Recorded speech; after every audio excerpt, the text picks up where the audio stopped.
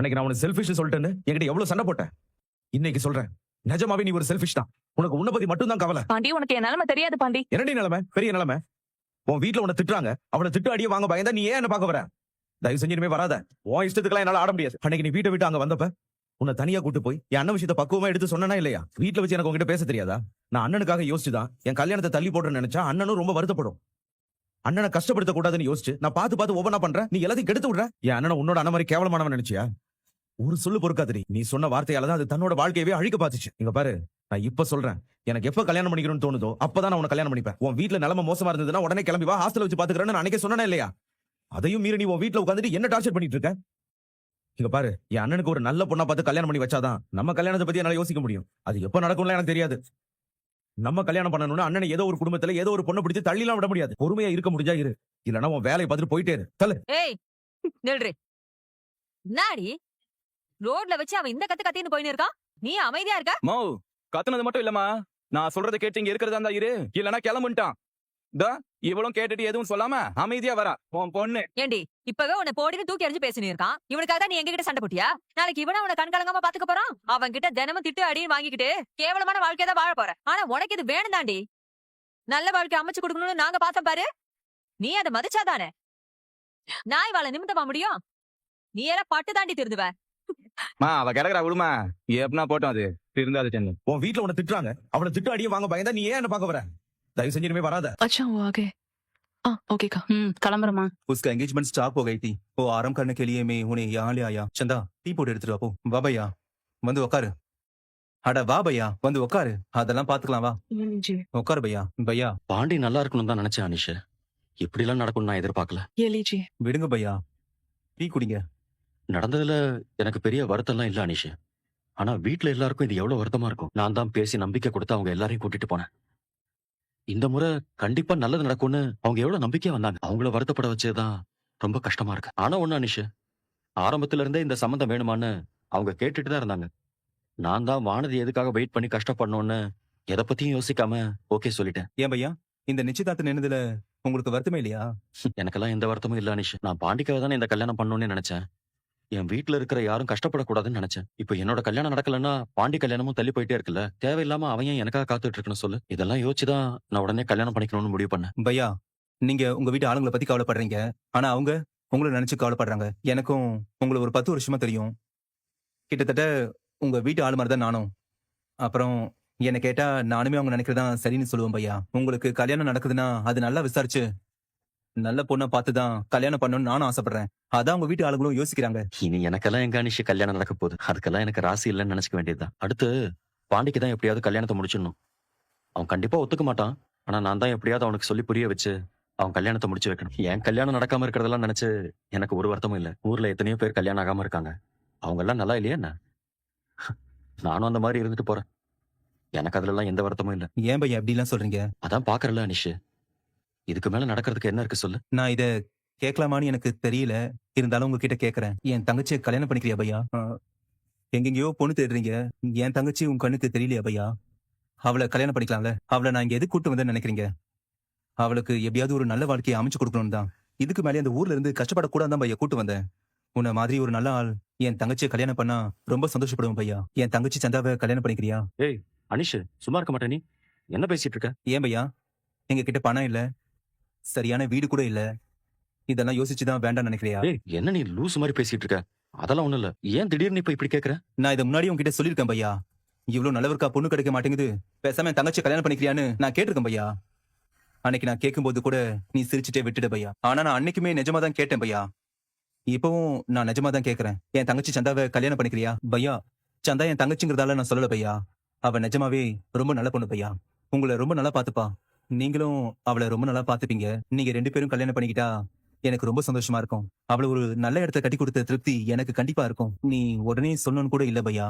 நீ நல்லா யோசிச்சு சொல்லு பையா. ஒருவேளை யோசிச்சுட்டு வேண்டான்னு சொன்னா கூட எனக்கு எந்த பிரச்சனையும் இல்ல பையா. என்ன அவ்வளவு சந்தோஷமா ஓடுறான்?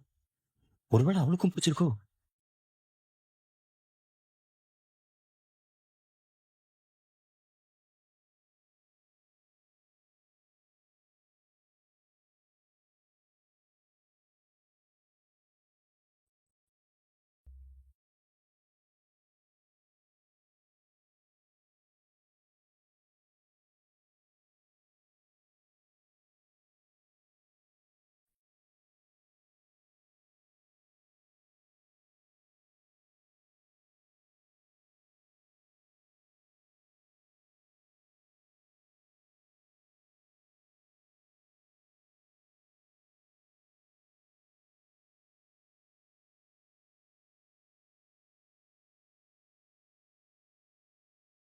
तुझका என் தங்கச்சியை கல்யாணம் பண்ணிக்கிறியா பையா? பழையாய் போழி இப்ப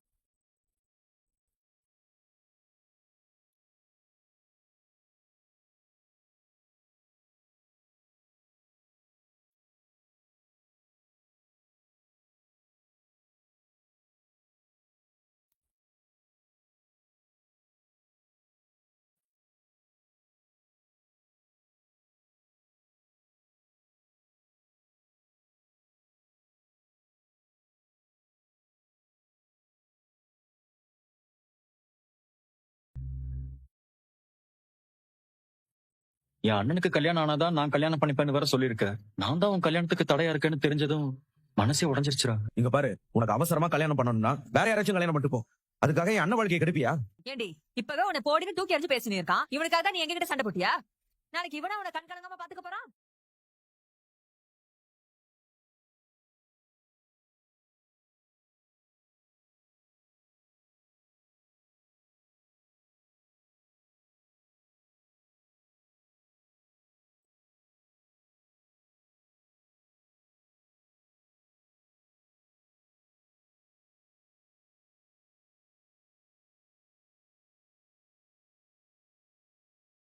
ஏய், எதுக்கு இப்ப நோய் நோயின்னு ஃபோன் பண்ணிட்டே இருக்க? எதுக்கு பாண்டி என்ன திட்டுற? நான் தான் ஃபோன் கட் பண்றேன்ல, அப்புறம் ஏன் ஃபோன் பண்ணி டார்ச்சர் பண்ற? பாண்டி ப்ளீஸ் என்ன திட்டாத பாண்டி. நடிக்காதடி, போனை வை. Hello hello Pandi Pandi. Phone பண்ணாதன்னு சொல்றேன்ல, புரியலையா உனக்கு? என்ன பாண்டி, நான் ஏதோ தப்பு பண்ண மாதிரி இப்படி பேசிட்டு இருக்க. ஆமாடி, நீ தப்பே பண்ணல, நான் தான் பண்ணேன். போதுமா? சும்மா எரிச்சல கிளப்பிட்டு இருக்க. உன்கிட்ட பேசணும் தானே கால் பண்ணேன். இப்படி திட்டிட்டே இருந்தா நான் என்ன பாண்டி பண்ணுவேன்? உன்கிட்ட பேச விருப்பம் இல்லாம தான் போனை கட் பண்ணிட்டு இருக்கேன். மறுபடியும் ஃபோன் பண்ணி ஏன் என்ன டார்ச்சர் பண்ற? நீ எதுக்கு பாண்டி என் வீட்டு முன்னாடி வந்து கத்துன? உனக்கு ஏதாச்சும் என்கிட்ட கேட்கணும்னா வீட்டுக்கு வந்து ஏன் கத்துன? என்ன கத்துனதை எங்க வீட்டுல பாத்துட்டாங்க. என் அம்மாவும் அண்ணனும் சமத்திட்டு திட்டாங்க தெரியுமா? உனக்கு இதெல்லாம் வேணும், நல்ல அனுபவம் ஒரு மாதிரி பேசிட்டாங்க. நீ ஏன் பாண்டி இப்படி பண்ண? என்ன பத்தி நீ கொஞ்சமாவது யோசிச்சிருக்கலாம்ல. ஆமாடி, 24 மணி நேரமும் நீ உன்னை பத்தி யோசிக்கிறது பத்தாதுன்னு நான் வேற உன்னை பத்தி யோசிக்கணும்ல. யார் தான் முக்கியம்? நீ அண்ணன் கிட்ட முந்திரி கொட்ட மாதிரி போய் பேசினதால நான் வந்து ஏன்டி இப்படி பண்ணேன்னு கேட்டதை நினைச்சு கொஞ்சம் கூட வருத்தமும் இல்ல. இதுல கூட நீ பாவம், நீ கஷ்டப்படுறேன்னு நான் உன்னை பத்தி தான் யோசிக்கணும்ல. எப்படி முடியுது உன்னால? இல்ல கேக்குறேன், உனக்கு மத்தவங்கள பத்தி ஒரு கவலை இல்லையா? நீதான் பாண்டி மத்தவங்கள பத்தி யோசிக்காம உன்னை பத்தி மட்டுமே யோசிக்கிறேன். உனக்கு கோவம் வந்துட்டா யார பத்தியும் கவலைப்படாம உடனே வந்து திட்டி தீர்த்தரணும்ல. என் வீட்டுல என்ன நிலைமைன்னு கொஞ்சம் கூட. ஏய், வைடி போன. முதல்ல போன் ஆஃப் பண்ணுவோம். The number you are calling is currently switched off. Please try later. ஏய் பல்லவா, என்னடாச்சு? அண்ணன் போய் எவ்வளவு நேரம் ஆச்சு?